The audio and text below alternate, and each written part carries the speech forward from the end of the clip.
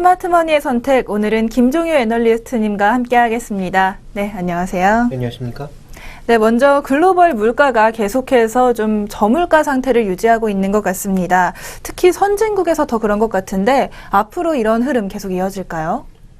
성장률이 낮으니까 인플레이션도 낮은 게 당연하겠죠. 그러니까 인플레이션이라고 하는 것은 성장률을 조금 하회하면서 기본적으로 이제 시장의 경제 선순환 구도가 돌기 위해서는 소득의 증가가 물건 수요, 소비 수요를 증가시키고 이것이 다시 투자 수요를 증가시켜서 고용을 다시 증가시키는 선순환이 나타나야 경제가 성장할 수 있는 건데, 이게 이제 한계에 달하는 거죠. 선진국은 옛날부터 한계에 달해서 이제 제조업보다는 뭐 서비스업 쪽으로 돌아선 게 이미 오래 전이고요. 그러다 보니까 성장률이 한 3%대 정도로 돌아섰다가 금융위기를 겪으면서 금융업이 한번 무너졌고 성장률이 이제 1%대로 아예 낮아진 거죠. 그리고 이제 이 이머징 같은 경우에는 비교적 빠르게 성장하는 모습들을 보여왔지만 최근에는 성장률을 못 도는 물가 상승률까지 나타나면서 조금 위협하는 그런 모습이 나타나고 있는데요. 현재 선진국의 전반적인 이 저물가 현상은 결론부터 말씀드리자면 당분간 좀 고착화될 가능성이 있다. 쉽게 고쳐지지 않을 거라고 봐야 될 것 같습니다. 먼저 미국의 장기 소비자 물가 추이를 보실 필요가 있겠는데요. 준비된 그림을 보시면 미국도 1950년대 이전까지는 물가가 정말 크게 날뛰었습니다. 인플레와 디플레를 오가면서 엄청나게 큰 변동을 보였거든요. 자, 이것이 뭐 대공황과 관련된 얘기도 있었고요. 또 2차 세계대전 등 다양한 빅이벤트를 거치는 과정에서 물가의 급변동이 나타나는 모습이었습니다. 그렇지만 1960년대 이후에는 좀 안정적인 모습을 보이다가 석유 파동 때 한번 큰 급등, 인플레를 나타낸 모습이었고, 그 이후에는 장기적으로 물가가 안정되고 있거든요. 근데 여기서 잘 살펴보셔야 될 것은 우리가 흔히 얘기하는 1960년대와 1980년대 이후에 그야말로 미국의 독주가 이루어지면서 미국은 성장률이 점점 떨어지고 물가도 안정되는 모습을 보이기 시작했고, 돈을 풀어도 더 이상 물가를 자극하지 못하는 그런 정책적인 흐름이 나타나고 있다고 봐야 될 것 같고요. 현재 구간에서도 미국 본연의 소비나 투자 수요가 빠르게 증가하지 않고 있어서 물가가 빠르게 강점으로 돌아서기는 어렵습니다. 다만 지표가 시장의 예상치대로 나오고 있는 상황이기 때문에 현재 테이퍼링은 그대로 진행을 해야 되고요. 또 하나 중요한 것은 연준의 여러 가지 추가적인 정책을 통해서 더 공격적인 정책을 쓰는 게 좋지 않을까라는 얘기도 나오고 있습니다만, 지금 이러지도 저러지도 어쩔 수 없는 그런 상황이 되었다고 봐야 되겠죠. 다만 중요한 것은 미국의 물가가 올라가기 위해선 소비 수요나 투자 수요 두 개 다 확실히 늘어야 되는데, 소비 수요는 저번에도 얘기 드렸다시피 완만하게, 투자 수요는 지금 미국보다는 다른 쪽에서 더 활발하게 진행되고 있고, 투자 수요는 IT 쪽이나 화학업종이나 일부 특수업종에만 나타나고 있는 상황이어서 굉장히 제한적이다라고 봐야 될 것 같습니다. 더 심각한 건 유럽인데요. 준비된 그림을 보시면 유럽 같은 경우는 표가 지금 1분기에 마이너스로 바뀐 국가 되기는 많습니다. 포르투갈, 지금 아일랜드, 그리고 뭐 스웨덴이라든지 뭐 키프러스, 체코, 헝가리, 불가리아, 슬로바키아, 동구권 국가는 전부 물가가 마이너스로 돌아섰거든요. 그러니까 유로존 같은 경우에는 지금 우리가 가장 싫어하는 게 인플레보다 오히려 디플레인데, 디플레 국면으로 빠질 수 있는 국가들도 꽤 있다라는 거죠. 그러니까 이런 변동성을 안고 가고 있는 국면에서 소비 수요도 안 살고 있고 투자 수요도 안 살아나다 보니까 이 ECB 쪽에서 뭔가 추가적인 대책을 써야 되는 게 아니냐, 이런 얘기들이 계속 흘러나오고 있는 거고요. 신흥국 같은 경우에는 물가가 대부분 뭐 높게는 한 7%대 내외, 작게는 뭐 2%에서 싱가포르 같은 경우는 이머징이라고 치긴 좀 어렵겠습니다만, 어쨌든 뭐 싱가포르, 대만, 한국 같은 국가는 1%에서 2% 사이, 그 다음에 중국이나 여타 브라질 뭐 이런 국가들은 많게는 7%에서 한 6% 내외로 오가고 있는데, 지금 변동률이 높은 브라질이나 인도 이런 국가들의 추이를 살펴보시면 어떤 특징이 나타나고 있냐면, 얼마 전에 환율 변동성으로 인해서 굉장히 물가가 크게 요동쳤던 국가들입니다. 즉 환율 변동에 의해서 수입 물가가 크게 변동한 국가들이거든요. 그러니까 이들도 장기적으로 추이를 보자면 물가가 모두 낮아지고 있는 것이 가장 큰 특징으로 발견이 되고 있습니다. 그래서 전체적인 추이를 살펴봤을 때 우리가 좀 특징으로 봐야 되는 것은, 지금 물가의 하락은 선진국에만 나타나고 있는 것이 아니라 신흥국 대부분 국가에도 공통적으로 나타나고 있는 현상이다, 이렇게 좀 봐야 될 것 같고요. 전체적인 흐름 속에서 나타나는 원인들을 좀 짚어보게 되면 지금 현재 미국 같은 선진국 국가들 또 이머징 국가들도 모두 마찬가지라고 좀 보여지는데 미국의 이제 대공황 상황을 봤을 때 이 소득 분배율이 굉장히 좀 안 좋은 모습 보였습니다. 그러니까 상위 1% 정도의 고소득자가 전체 소득의 그 4분의 1 정도를 가져가는 모습을 보였거든요. 근데 지금도 그 비슷한 모습을 나타내고 있기 때문에 이런 소득 불균형에 따른 소비가 빠르게 개선되지 않고 있다는 것. 그러니까 중산층의 소비가 늘어야 되는데 지금 고소득층의 소비만 늘고 다른 쪽의 소비는 여전히 늘지 못하고 있다는 점이 가장 그 부진한 부분으로 얘기가 되고 있는 상황이고요. 그 다음에 또 하나 우리가 좀 살펴봐야 되는 것은 이 상품 소비와 제조업 생산 비율을 좀 비교해 보면 전체적으로 지금 시장 상황 속에서 소비가 줄고 제조업 생산은 늘어나면서 이 균형이 무너졌다라는 거죠. 100 정도의 균형이면 지금 소비와 생산이 같은 흐름으로 가고 있다라고 봐야 될 것 같은데요. 지금 그런 흐름으로 간 것은 2004년도까지, 그러니까 중국의 수요가 폭발했던 이 정도의 순간까지는 어떻게 보면 수요가 좀 더 많은 상황을 보였다라고 볼 수가 있겠는데 그 이후에는 오히려 이제 생산 쪽이 더 많아지면서 공급 초과로 갔다라는 거죠. 이런 흐름이 현재 시장에서 물가를 계속 하락으로 이끌고 있는 중요한 변수다라고 봐야 될 것 같습니다. 그러니까 현재 시장은 소비가 부진해서 그다음에 이머징 마켓 쪽은 환율의 변화와 함께 전체적으로 지금 제조업 생산 공급량이 너무 많아지면서 나타난 그런 현상으로 이해해 볼 수 있을 것 같습니다. 네, 글로벌 저물가 좀 선진국 중심으로 계속 이어질 거라는 전망해 주셨는데요. 또 물가와 비슷하게 유동성의 움직임도 역시 선진국 중심으로 좀 둔화되는 움직임 보여주고 있는 것 같습니다. 글로벌 시장의 유동성 움직임과 또 특히 우리나라의 유동성 움직임까지 한번 설명 부탁드리겠습니다.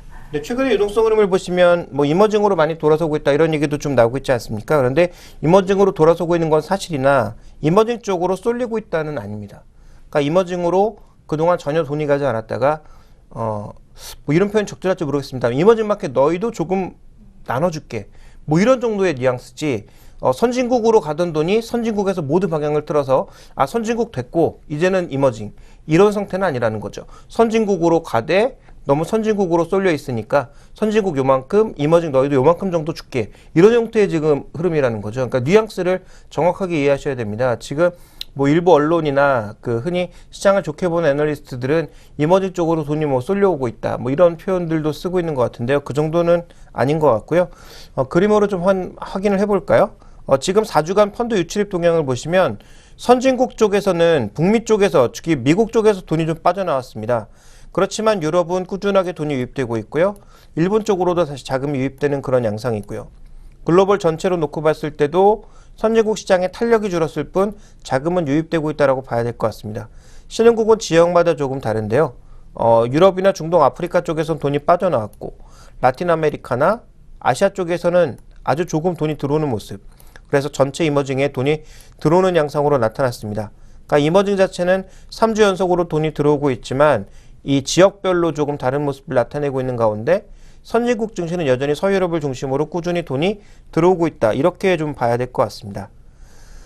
그렇지만 채권시장, 우리가 흔히 안전자산이라고 하는 쪽에서 이렇게 위험자산들이 잘 움직이다 보니까 그러면 주식을 제외한 나머지 이쪽에서 돈이 빠져나가는 거 아니야? 이렇게 좀 볼 수도 있을 것 같은데요. 그렇지 않다라는 거죠. 여전히 채권시장 쪽에서도 돈이 오히려 점점 확대되는 모습을 나타내고 있고 미국도 돈이 늘고 있는 모습이고요. 하이힐드 펀드가 여전히 돈이 많이 가고 있다. 그러니까 저수익률보다는 비교적 고수익률을 추구하는 그런 펀드들의 움직임이 강하게 나타나고 있다고 봐야 될 것 같고요. 오히려 이머징 채권 쪽은 그렇게 많이 사지 않는 모습을 나타내고 있습니다. 물론 최근의 하락 추세에서는 돌아서고 있는 양상입니다만 안전자산에 볼 수 있는 채권 쪽의 동향도 꾸준하게 개선되고 있다는 거죠. 그리고 채권 시장 쪽의 특징은 다시 한번 또 살펴보겠습니다만 기간별로 봤을 때는 단기 채권을 많이 사는 모습들 이런 게 좀 많이 나타나고 있고요. 상대적으로 장기 채권에 대해서는 조금 제한적인 양상을 나타내고 있습니다. 그렇다면 우리가 이제 이 펀드 동향 속에서 아시아 쪽으로 돈이 들어오고 있다라고 했는데요. 과연 한국 쪽으로 돈이 많이 들어오고 있을까요? 살펴보도록 하겠습니다. 먼저 태국이나 인도 쪽을 보시면 최근에 외국인들의 동향 자체는 태국은 매도해서 그러니까 정치적인 위험 때문에 계속 매도했다가 최근 들어서 매수로 돌아서는 모습을 보였고요. 인도는 정책 기대감에 꾸준하게 지금 매수를 하고 있습니다. 인도 같은 국가는 선거하면 한 달을 하게 되죠. 왜냐하면 지역이 워낙 넓고 그 망 자체가 발달하지 않았기 때문에 지역 선거를 하기 위해서는 굉장히 오랜 기간이 필요합니다. 그래서 여러 가지 정책 기대감이 나타나고 있는 구간에서 인도는 외국인 매수가 꾸준하게 유입되면서 지수도 신고가를 쳤고요. 최근에 그 아시아 시장에서 이머징 마켓에서 가장 수익률이 좋은 증시 중에 하나가 인도네시아인데 작년 5월 이후에 급격하게 팔던 인도네시아 쪽에서 외국인 매수가 유입되면서 지수도 급반등을 했고요. 필리핀 같은 경우에도 작년부터 조금 하향됐던 그런 트렌드가 외국인 매수와 함께 반전되고 있는 상황입니다. 한국과 대만 쪽으로는 돈이 들어오곤 있지만 강력하게 유입되진 않고 있어서 오히려 우리가 과거 이머징 마켓의 가장 핵심으로 꼽았던 이런 국가들의 패시브형 펀드들, 그러니까 지수를 그대로 추종하는 이런 펀드들의 움직임은 상대적으로 제한적으로 들어오고 있고요. 오히려 패시브 펀드 쪽에서는 동남아시아 국가들로 돈이 더 많이 흘러 들어가고 있다는 점을 주목해 보실 필요가 있겠습니다. 자, 그러면 우리나라 시장에도 4월 들어서 외국인들이 2조 원 넘는 돈을 유입시켰는데 이 돈의 정체는 뭐냐? 그 부분을 살펴볼 필요가 있겠는데요. 외국인들의 채권 매수 동향을 보시면 좀 아이디어를 얻을 수 있다라고 보여집니다. 우리나라 지금 채권도 사고 주식도 사고 있는 모습이거든요. 그런데 이 흐름을 보시면 지금 채권에서의 잔고는 늘고 듀레이션은 줄고 있습니다. 무슨 얘기냐면 이 얘기를 쉽게 말씀드리면 채권을 그동안 장기 채권 1년 이상의 장기 채권을 사다가 이제는 1년 이하의 단기 채권으로 돌아서고 있고 그 다음에 채권은 꾸준하게 사고 있다는 거죠. 그러니까 채권은 꾸준하게 사면서 과거에는 3년물, 2년물, 통환채 이런 것들을 사오던 외국인들이 이제는 1년물 이하의 단기 채권으로 바꿔가고 있다는 겁니다. 그러면 왜 단기채를 사느냐? 뻔한 거 아니겠습니까? 원화에 대해서 장기적으로 믿을 수가 없는 거죠. 그러니까 원화가 지금 강세를 보이고 있다는 쪽에 원화 채권에 투자를 하고는 있습니다만 원화의 이 강세가 지속적으로 계속 가진 않을 거다. 그러니까 우리가 흔히 얘기하는 그 경상수지 흑자가 계속 이어질 가능성에 대해서 외국인들은 조금 제한적으로 보고 있는 것 같고요. 반대로 달러의 강세 요인, 즉 테이퍼링이 지속적으로 진행되면서 달러가 추가적으로 강하게 약하진 않을 거다. 달러도 강세로 돌아설 가능성이 언제든지 있다는 것을 대비하기 위해서 한 1년 이상의 채권은 이제는 사기를 좀 주저하고 있다. 이렇게 봐야 될 것 같고요. 또 하나 지금 우리나라 한은에서는 굉장히 강한 뉘앙스를 보이면서 물가 올라가면 대응하겠다라고 얘기하고 있습니다만 이에 대해서도 약간의 부정적인 시각을 나타내는 것이 아닌가. 그래서 최근에 외국인들의 전반적인 이 채권 매수에도 불구하고 수익률의 변화는 상대적으로 좀 작게 나타나고 있다는 점도 특징이고요. 또 하나 트렌드가 뭐냐면 그것을 이제 그림으로 나타낸 것인데요. 최근에 환율이 1080원에서 1030원대까지 급락을 했었죠. 이 구간에서 다소 줄어들던 외국인 채권 매수가 급증했습니다. 근데 최근에 급증하고 있는 채권 매수는 조금 전에 말씀드렸던 대로 통환채 1년물 이하가 기하급수적으로 늘고 있습니다. 그러니까 빨간색의 점점 범위가 확대되고 있죠. 그러니까 그 앞전에 보시면 이 정도 구간에 보시면 많이 샀던 것이 통환채 2년물 이런 것들을 많이 샀었는데 최근 들어서는 국고채 5년물 초과 이런 것들은 거의 보이지가 않고 있고요. 통환채 1년물 이하를 많이 사는 모습을 보여줌으로써 외국인들의 최근의 한국물 매수는 어떻게 보면 조금은 환율에 굉장히 민감한 흐름을 나타내고 있다. 이렇게 좀 봐야 될 것 같습니다. 그래서 주식시장의 매수도 본질적인 매수보다는 개별 종목의 모멘텀, 예를 들어서 실적이 좋아진다든지 밸류에이션 하단 영역에 내려왔다든지 이런 종목군들에 대한 롱숏 펀드의 공격적인 매수와 그 다음에 환율에 연계되어 있는 개별 종목의 매수 정도로 이해해 볼 수 있을 것 같고요. 그 관점에서 본다면 이머징 마켓 쪽의 펀드가 늘어난다고 해서 한국으로 매수가 쏠리면서 한국 시장의 외국인 매수가 영원히 이어질 것이다. 이렇게 표현하는 것은 약간의 어폐가 있다라고 볼 수 있는 상황이고요. 그렇다면 이제 글로벌 자산 분배 측면에서 과연 귀금속을 비롯한 상품 시장 쪽으로는 어떻게 분배가 되고 있느냐 이 부분 살펴보게 되면요. 준비된 그림에서 나타나는 것처럼 귀금속 쪽의 자금이 조금 늘었고요. 그 다음에 조금 더 늘어난 것이 농산물 쪽에 대한 자금이 조금 늘었고 에너지 쪽도 조금 증가했습니다. 그러니까 지금 글로벌 상품 시장에서 보고 있는 것은 에너지의 가격 소폭 상승, 농산물의 가격 상승, 그리고 귀금속의 가격 상승 정도를 예측하고 있는데요.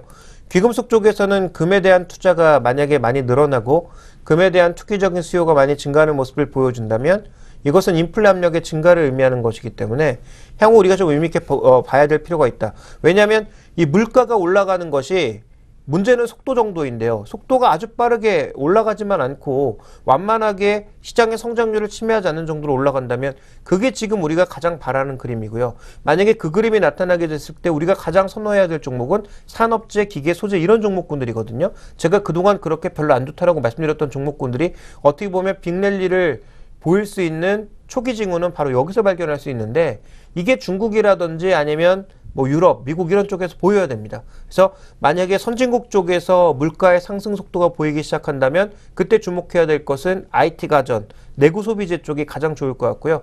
만약에 중국이 좋아지는 모습을 보인다면 초기에는 뭐 소재, 산업재 이런 것들이 막 오르겠지만 결국은 중국도 소재, 산업재 쪽에는 충분한 투자를 해놨고 구조조정이 진행 중이기 때문에 이쪽은 초기에 좀 좋아지는 듯하다가 계속 좋아지진 않을 거예요. 오히려 중국 쪽의 물가가 올라가는 그 수준에서도 소비재 쪽, 그러니까 내구 소비재를 포함해서 지금 중국으로 수출 물량을 넓혀 나가고 있는 뭐 기저귀라든지 분유라든지 그다음에 뭐 여행 관련 소비주라든지 그다음에 화장품이라든지 이런 것들이 오히려 더 늘 가능성이 있단 말이죠. 그래서 우리가 주목해야 될 건 현재 구간에서 기업들이 투자 수요를 추가적으로 강력하게 이끌기는 어렵습니다. 중국도 투자 수요를 이끌어 봐야 철도 정도거든요, 지금. 과거처럼 공격적으로 뭐 건물 짓고 그다음에 크게 부동산 개발하고 이런 모습들은 과거 대비해서 굉장히 많이 줄어든 상황이고 그리고 그동안 이제 중국이 이렇게 한번 개발이 끝나게 되면 그 옆 지역인 뭐 미얀마라든지 라오스 이런 지역들이 그렇게 되지 않을까 고민을 많이 했지 않습니까? 근데 제가 저번에도 한번 말씀드렸던 것처럼 잘 아시는 지인분이 뭐 라오스라든지 아니면 뭐 그 주변 지역들 뭐 베트남은 그래도 많이 개발이 된 상황이고 캄보디아나 이런 지역을 다니면서 느꼈던 것을 뭐 저한테 얘기를 해주셨는데 뭐 비엔티엔을 포함해서 이 라오스 같은 지역의 수도 지역 그리고 캄보디아도 수도를 중심으로 한 지역 뭐 그다음 미얀마도 수도를 중심으로 한 지역은 부동산 가격이 말도 안 되게 비싸다라는 거죠. 그 나라 생활 수준에 비해서는. 그렇다면 이들도 이미 부동산 투자가 진행되어야 될 핵심 지역에는 돈이 들어갈 만큼 들어가 있는 겁니다. 그래서 부동산과 관련된 투자나 아니면 산업용 투자가 제한적인 만큼 결국은 이 물가를 살리기 위해서 이끌어낼 수 있는 총수요는 소비밖에 없다라는 거죠. 그렇다면 향후 소득이 증가하고 고용이 증가해야 소비가 증가할 거고요. 그 소비 증가에 따라서 완만하게 물가가 오를 가능성이 있지 않나 좀 이렇게 봐야 될 것 같습니다. 네, 결국 중요한 건 소비, 그리고 소비를 이끌 수 있는 건 소득과 고용이라는 말씀이었습니다. 저희 잠시 후에요. 오늘의 업종, 바로 건축 자재 업종 설명드리겠습니다.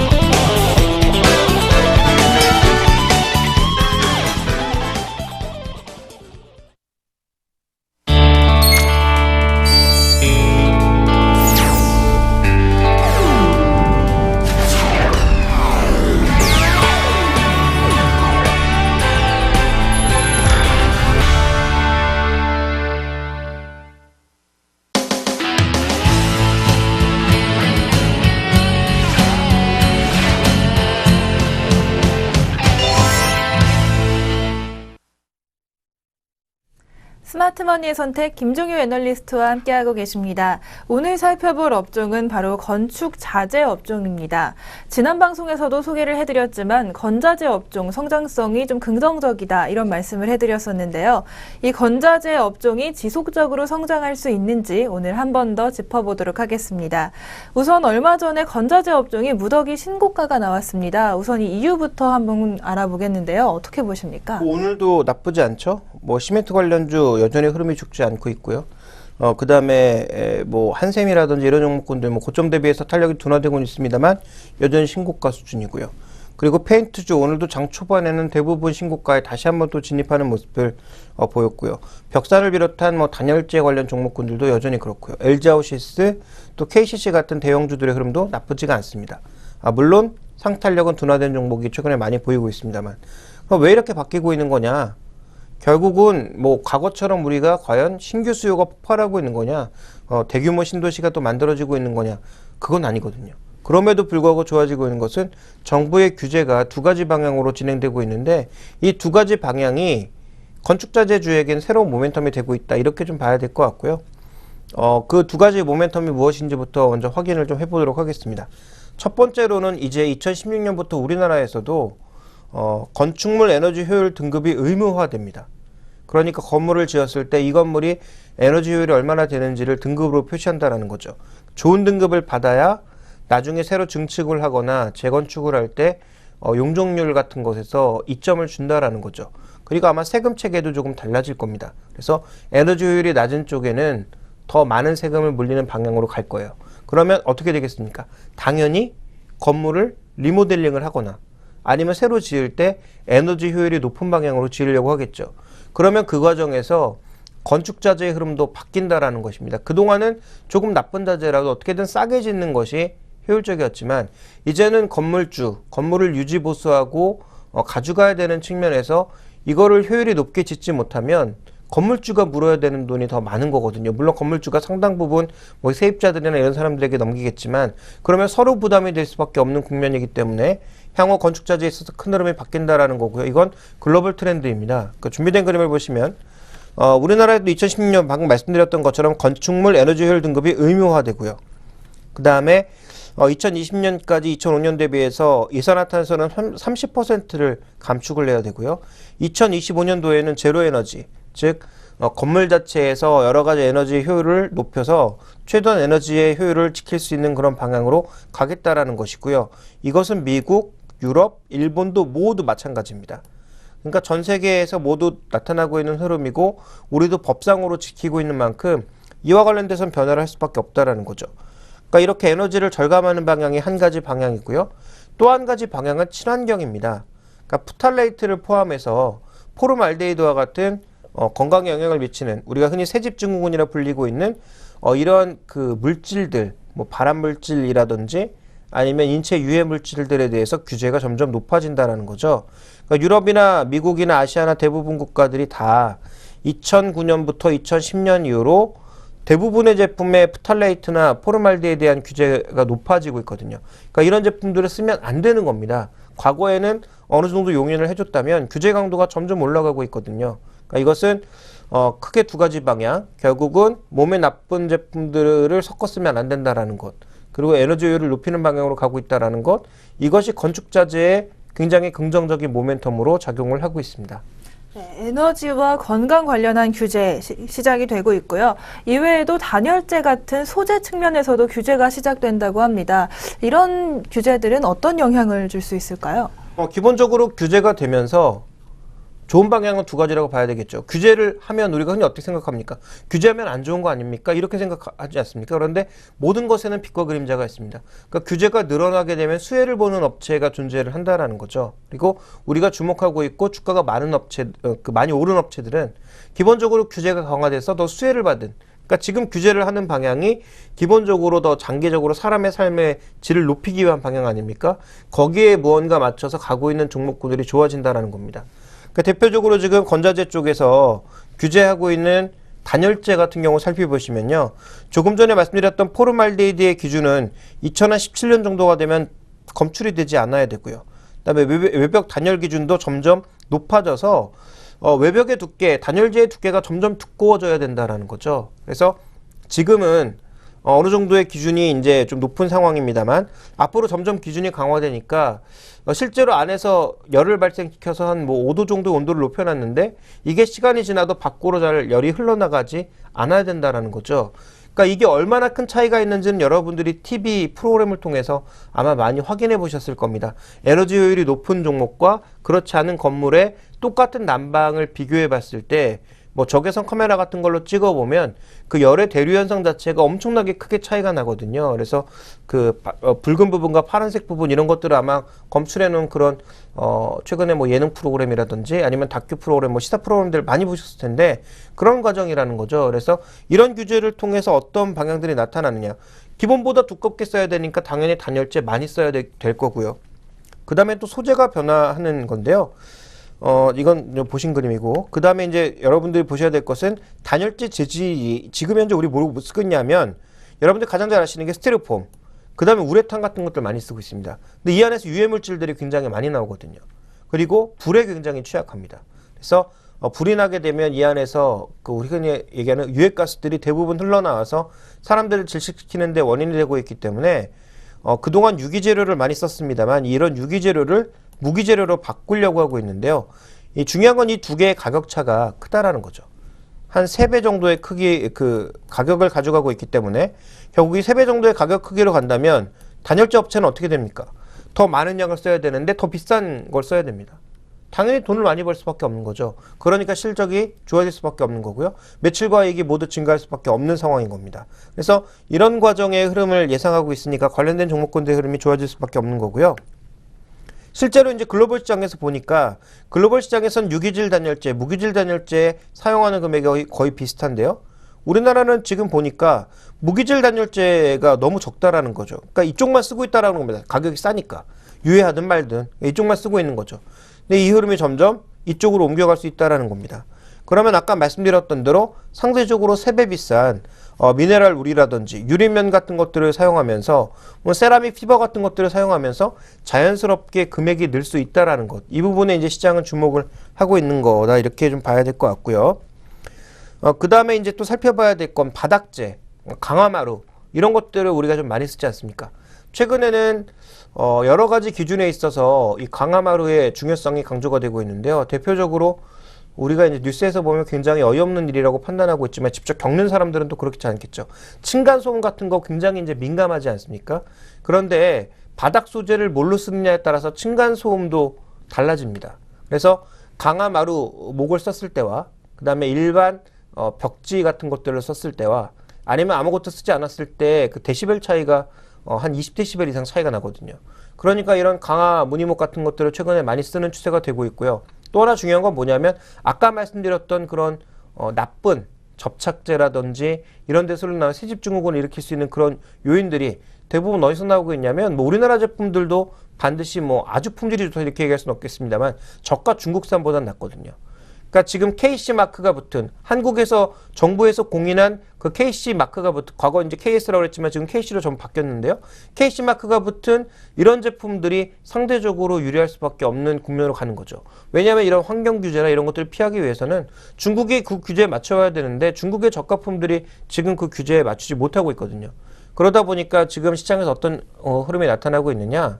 준비된 그림에서 보시면 뭐 부동일이라고 볼 수 있는 동아마루는 여전히 점유율이 유지가 되면서 조금씩 떨어지고 있는데요. 중국의 저가품들이 크게 밀려나면서 지금 한솔홈데코의 시장 점유율이 크게 올라가고 있습니다. 그러니까 결국은 지금 환경 기준의 강화가 중국의 저가품들을 밀어내고 우리나라 국내 업체들의 점유율들을 끌어올려주고 있다는 거죠. 자, 이런 관점에서의 변화가 수혜가 나타나고 있기 때문에 건자재 종목군들의 전반적인 흐름이 작년에도 좋았고 올해도 개선되는 흐름이 이어지고 있다. 이렇게 봐야 될 것 같습니다. 네, 말씀해 주신 내용 정리해보자면 단열재는 두께도 두꺼워지고 또 비싼 재료를 써야 하면서 수혜를 받을 예상이 되고 있고요. 또 바닥재는 점점 더 좋은 바닥재 쓰는 흐름 나타나면서 역시 수혜를 받을 것으로 예상이 되고 있습니다. 방금 말씀해 주신 한솔 홈데코 비롯해서 수혜를 받는 구체적인 종목들 꽤 많을 것 같은데요. 좀 여러 가지 설명 좀 부탁드립니다. 일단 이들 종목이 정말 더 한 단계 업그레이드하기 위해서는 올해 주택시장이 좋아져야 됩니다. 특히 신규 주택이 좋아지면 가장 좋겠죠. 리모델링 수요도 증가하는 것이 긍정적이지만 좀 더 본질적으로는 신축 수요가 많이 늘어야 긍정적인 거거든요. 근데 이 신축 수요는 글쎄요, 아직까지는 저는 조금 보수적이긴 합니다만 만약에 올해 신축 수요까지 증가한다면 2013년도만큼은 아니지만 2010년도에도 비교적 좋은 수익률을 보일 수 있다. 이렇게 판단하고 있습니다. 그래서 전반적으로 이들 종목에 대해서는 저는 긍정적인 입장을 표시를 하지만 우리가 주의해야 될 것은 최근에 밸류에이션이 조금 높아진 상황이기 때문에 단기적인 변동성은 충분히 좀 고려를 해야 되겠다. 그리고 또 하나, 지금 건자재는 어떤 특정 부분이 좋아지고 있는 게 아닙니다. 여러 가지 규제들, 에너지 규제라든지 환경 규제를 맞추다 보니까 다 이제 조금씩 고급 업체들, 그다음에 브랜드화된 업체들, 그다음에 시장에서 검증받은 업체들에게 시장의 중심이 쏠리고 있거든요. 그러니까 과거에는 우리가 대부분 싸게 짓고 더 싼 것으로 가는 것에 집중을 했다면 이제 소득이 올라가기 시작하면서 안 싸도 되니까 좀 더 품질이 높은 것을 누구나 원하고 있다는 얘기가 되겠죠. 그러면서 이제 이런 건축자재 쪽도 상대적으로 좀 많은 제품들을 다양하게 생산해내고 있는 대형주가 장기적으로는 좋을 수밖에 없다라고 봐야 될 것 같고요. 일본의 사례, 미국의 사례를 놓고 봤을 때 이런 건축자재주의 상승이 짧게 보면 등락이 심했지만 길게 보니까 적어도 한 2, 3년 정도는 이어가더라라는 거죠. 그러니까 우리나라의 트렌드가 뭐 그들 나라와 항상 똑같이 갈 수는 없겠습니다만 어쨌든 그런 사례들을 고려해 봤을 때 장기적으로는 뭐 대부분 나쁘지 않을 거다라고 보여지는데요. 준비된 그림에서 보시면 국내 건자재 시장의 밸류 체인들이 가장 넓은 업체는 두 개입니다. 대형주다 보니까 당연히 KCC, LG아웃시스가 뭐 바닥재, 마루 바닥재, 단열재, 페인트, 유리, 창호 굉장히 많은 것들을 만들어내고 있거든요. 그러니까 이렇게 그 전체적인 뭐라고 할까요? 업력이, 그 다음에 업계의 발이 넓은 이런 종목군들이 상대적으로 여기서도 수혜받고 여기서도 수혜받고 다 수혜를 받을 수가 있는 거죠. 그러니까 그런 관점에서 이들 종목이 좋을 수밖에 없고요. 상장되어 있는 종목은 아닙니다만 하나 LNC 같은 종목군들도 다양한 그런 소재들을 생산해내고 있어서 이와 같은 수혜들을 다양하게 받을 수 있는 대형주들이 좋습니다. 벽사는 단열재 하나입니다만 단열재 하나도 수익성이 좋아지고 있는 상황이고요. 한솔홈데코 같은 경우에도 MDF 같은 이 시장이라든지 그다음에 마루 바닥재 쪽에서 좋아지고 있는 모습들이 발견이 되고 있어서 뭐 대부분의 종목군들의 저는 뭐 긍정적인 관점을 가져가고 있습니다만 다시 한번 핵심적으로 투자자를 정리해드리면 대형주 무엇보다 지금 밸류에이션 부담이 있습니다. 지금 당장 사기보단 조금 조정을 기다렸다가 사는 게 좋을 것 같고요. 그 다음에 뭐 이들 종목은 아무래도 대형주들의 탄력이 좀 더 붙는 대형주장에서 힘을 발휘할 가능성이 높다라고 봐야 될 것 같습니다.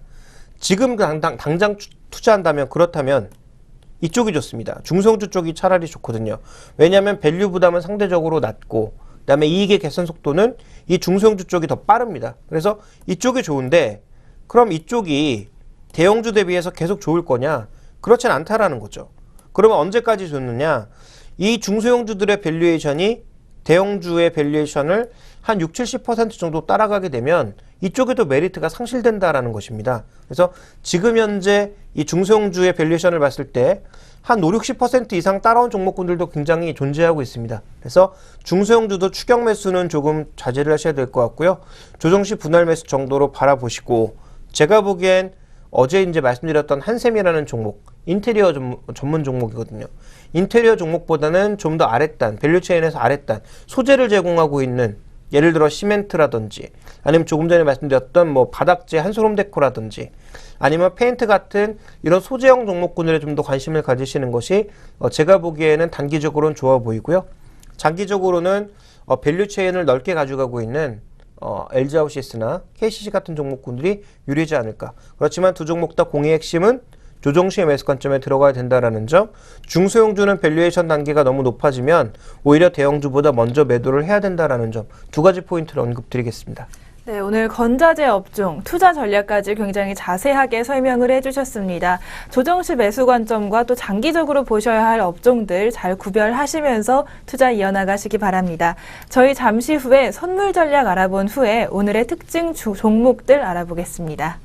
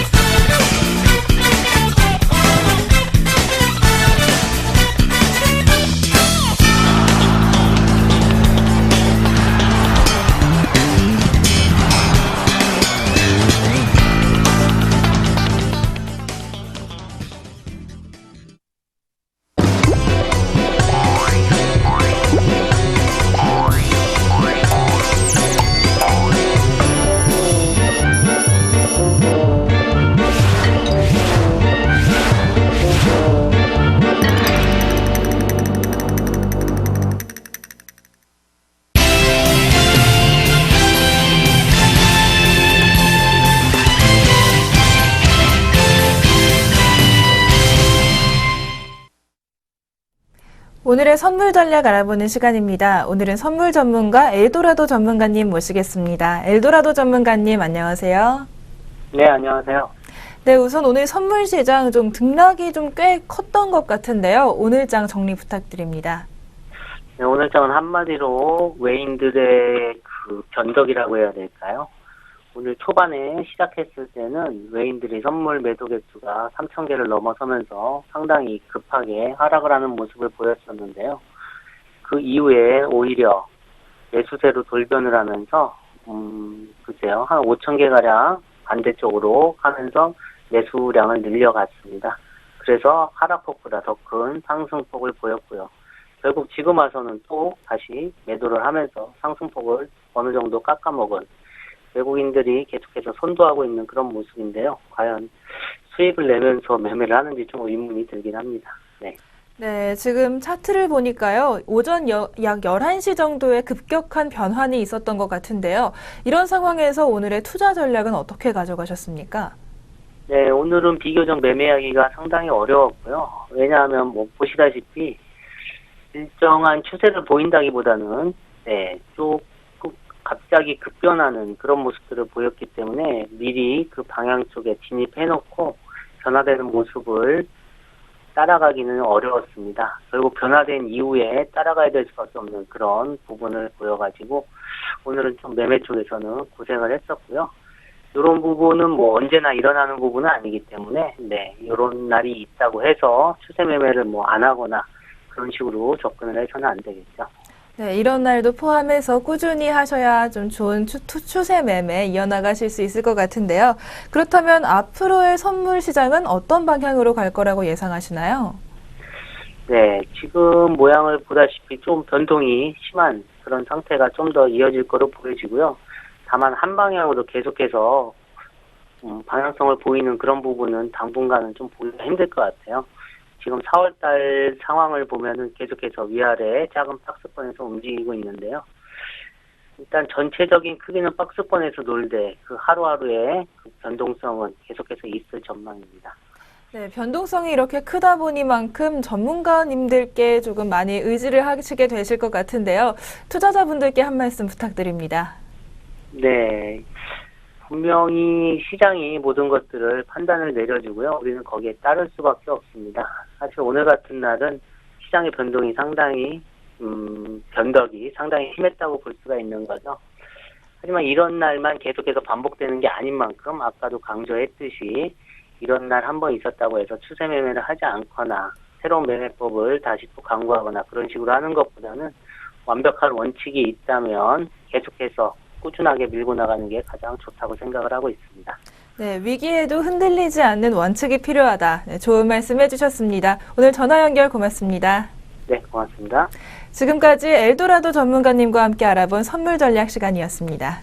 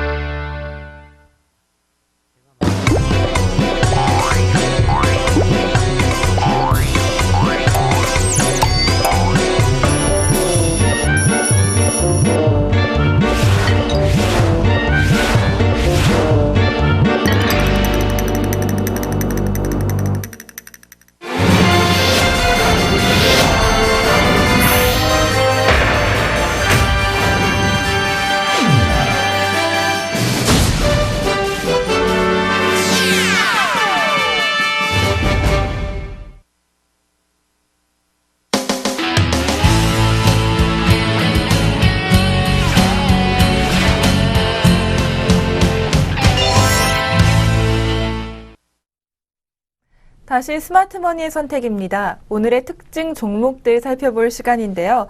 먼저 모멘텀주 살펴보겠습니다. 최근에 많은 변동성이 있었던 모멘텀주인데요. 최근까지 계속해서 좋은 모습 보여주다가 얼마 전에 미국 시장을 중심으로 하락하는 모습 보였었죠. 그런데 어제 바로 넷플릭스가 시간의 급등과 고성장을 이어가고 있다고 합니다. 모멘텀주의 반란 좀 어떻게 보십니까? 넷플릭스가 오늘 실적 발표를 했고요. 오늘 시간외장에서 급등했거든요. 그래서 아침장에서부터 CJENM을 포함한 우리나라의 모멘텀 종목들 다 움직였고요. 넷플릭스가 움직이면서 혼자 움직인 게 아니라 시간외에서, 그러니까 장 끝나고 나서 미국의 시간외에서 넷플릭스가 실적 발표하고 급등하다 보니까 뭐 페이스북을 포함한 이런 종목들까지 같이 움직여졌거든요.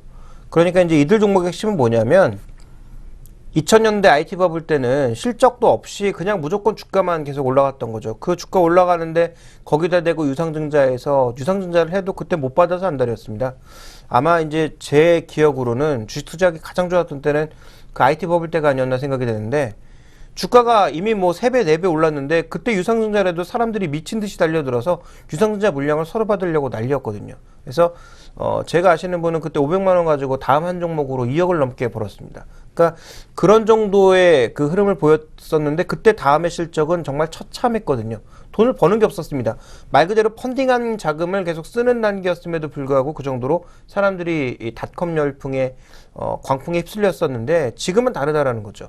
그러니까 분명히 고평가된 측면은 있으나 실적의 성장 속도도 분명히 빠르게 나타나고 있다는 겁니다. 넷플릭스도 비교적 공격적으로 실적을 봤는데 그보다 더 잘 나온 거죠. 그러다 보니까 이제 시간에서 주가가 급등을 하면서 최근에 낙폭을 좀 많이 하려는 시도가 나타났고요. 그것이 다른 종목에도 자극이 됐는데 국내에도 똑같이 이제 떨어진 종목이 있습니다. 대표적으로 네이버 있고요. 그다음에 뭐 CJENM이라든지 인터파크, 음원주, 모바일 게임주 이런 종목군들이 같이 이제 고 모멘텀주라고 봐야 될 것 같은데 이들 종목에 대해서는 이게 뭐 추세적인 흐름이라고 보기는 어려울 것 같습니다. 왜냐하면 각 개별 종목군들의 실적 발표에 대한 반응이 다 다를 수 있기 때문이죠. 그래서 이들 종목을 다 똑같이 보시기는 어려울 것 같고요. 미국 시장의 이런 고 모멘텀주의 흐름이 어떻게 되느냐에 따라서 계속 조금씩 흐름이 달라질 가능성이 있기 때문에 여전히 장기 트렌드의 변화를 선도하고 있는 종목, 우리가 흔들림 없이 가져가야 될 종목을 골라내는 지혜가 필요하다. 그렇다면 그 중에서 제가 장기적으로 고른 종목은 플랫폼화되고 있는 네이버, 또 게임에 분사를 했지만 분사된 게임의 플랫폼화에 따라서 이익도 증가할 가능성이 있고 충분히 CJENM의 방송 콘텐츠나 여러가지 콘텐츠의 경쟁력은 높게 보고 있기 때문에 CJENM, 그 다음에 음원 쪽에서는 여전히 SM과 YG엔터 이런 것들을 장기적으로 분할 매수하시는 것은 저는 여전히 좋다라고 보고 있습니다. 그렇지만 음원주 말씀드릴 때도 제가 언급드렸고요. CJENM도 언급드렸고 네이버도 마찬가지였죠. 계속 굴곡이 앞으로 있을 수밖에 없습니다. 그래서 꾸준하게 가져나가시기 위해선 낮은 가격에 사신 분들이 지금 현재 승부할 수 있는 구간입니다. 지금부터 높은 가격에 사봐야 계속 마음이 흔들릴 수밖에 없거든요. 그러니까 높은 가격에 사려면 충분히 조정이 나왔을 때, 지금 같은 구간보다는 오히려 조정이 나왔을 때 조금씩 사서 모으는 것이 장기적인 그림 속에서 좋을 것 같고요. 이들 종목은 다시 한번 말씀드리지만 단기적인 흐름보단 장기적인 성장 그림을 보고 있고 네이버는 팔아야 될 때는 다시 한번 언급드립니다만 그 라인이 상장되는 순간이 아마 제가 보기엔 고점이 아닌가라고 보고 있고요. 그 라인이 우리나라가 아니라 나스닥에 상장되는 순간이 고점이 아닌가라고 보고 있고, 나머지 종목군들 같은 경우는 밸류에이션 측면보다는 실적 발표 구간의 변동성을 이용해서 계속 저가 매수의 전략이 좋지 않을까라고 보고 있습니다. 네, 모멘텀주 현재 상황까지 짚어봤고요. 다음 종목은 메가스터디입니다. 메가스터디 최근 M&A 이슈가 있습니다. 인터넷 강의 최강자였던 메가스터디의 매각 좀 어떻게 바라보고 계십니까? 오늘 굉장히 높은 주가에 시작했다가 지금 거의 보합권까지 내려가고 있죠. 장대 음봉 발생하면서 그동안 거래가 거의 없었는데 오늘 비교적 거래도 발생하고 있습니다. 저는 단기 변동성 요인이라고 보고 있습니다. 본질적으로 과연 메가스터디가 다시 살아날 수 있느냐, 이걸 누가 사가는지도 중요하겠습니다만 누가 사가는지보다 더 중요한 것은 얼마에 사가는지 여부이고 이 본질적인 사업이 과연 어떻게 좋아질 수 있느냐, 이 부분입니다. 근데 메가스터디가 과거에 해보신 분들은 아시겠습니다만 한 과목당 10만 원 넘게 받았던 게 지금은 전 과목이 9만 원 이런 게 허다하지 않습니까? 그리고 모바일 쪽이 굉장히 넓어지다 보니까 이 모바일 쪽에서 공부를 도와주는 그런 강의 앱들도 과거 대비해서 굉장히 많이 늘었고요. 또 여러 번 언급드렸다시피 어둠의 경로를 이용해서 이용하는 그런 학생들도 과거 대비해서 굉장히 많단 말이죠. 그러니까 아마도 이런 부분들이 부담이 될 겁니다. 그래서 메가스터디는 확실하게 사업 방향을 틀거나 아니면 해외 진출을 통해서 다시 한번 뭔가 모멘텀을 얻어내야 된다라는 거죠. 근데 중국 사업이 실패했고요. 그리고 여러 가지 이제 내부적인 문제들도 좀 있었고, 뭐 스타 강세를 뺏긴다든지 하는 그런 모멘텀도 있었고, 메가스터디 잘 되는 걸 보고 스타 강사가 나가서 따로 이제 또 회사를 만든다든지 그런 여러 가지 내부적인 문제 때문에 메가스터디가 지금 현재 M&A 재료만으로 다시 오르기 쉽지 않다라고 좀 보고 있습니다. 그런 관점에서 본다면 제가 보기엔 메가스터디는 뭐 내일은 또 어떻게 될지 모르고 또 매각 가격이 얼마나 나올지 아무도 모르는 상황이기 때문에 여전히 변동성을 탈 수 있는 구간이긴 합니다만 그렇게 매력적인 종목은 아니다. 이렇게 판단하고 있습니다. 네, 매각 이슈보다 전반적인 사업 흐름에서 좀 긍정적이진 않은 시각 보여주셨습니다. 네, 오늘 저희가 준비한 스마트머니의 선택은 여기까지입니다. 네, 좋은 말씀해주신 김종유 애널리스트님 고맙습니다. 네, 지금까지 스마트머니의 선택이었습니다.